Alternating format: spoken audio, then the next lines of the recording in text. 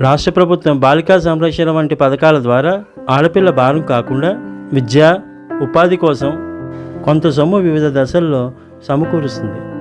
2012లో బాల్య వివాహాలు అరికట్టడం కోసం ప్రభుత్వం ఒక జీవో కూడా జారీ చేసింది. చిన్న వయసులోని బాలికలకు పెళ్లి చేసి వారి జీవితాన్ని నాశనం చేసే హక్కు ఎవరికీ లేదు.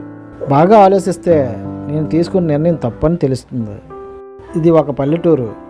ఇక్కడ ఈ చట్టాల కోసం ఎవరికీ పూర్తిగా తెలియదు. కూతురికి పెళ్లి చేసి నా బాధ్యత నెరవేర్చుకోవాలనే ఆలోచనతోనే సీతకు పెళ్లి చేయాలనే నిర్ణయం తీసుకున్నాను. నేను చాలా తప్పు చేశాను. అన్నట్టు మా సీత పెళ్లి విషయం మీకు ఎలా తెలిసింది? తను ఇంకా చదువుకోవాలని ఉందని, ఈ పెళ్లి చేసుకోవడం తనకిష్టం లేదని మీ సీత మీకు ఎన్నోసార్లు చెప్పింది. అయినా మీరు పట్టించుకోలేదు. మీకు నచ్చినట్లు ఈ పెళ్లి చేయడం ప్రారంభించారు. తన బాధను సీత అంగన్వాడీ కార్యకర్తతో చెప్పింది. ఆ అంగన్వాడీ కార్యకర్త గ్రామ మహిళా సంక్షేమ కార్యదర్శికి ఈ విషయం తెలియజేసింది.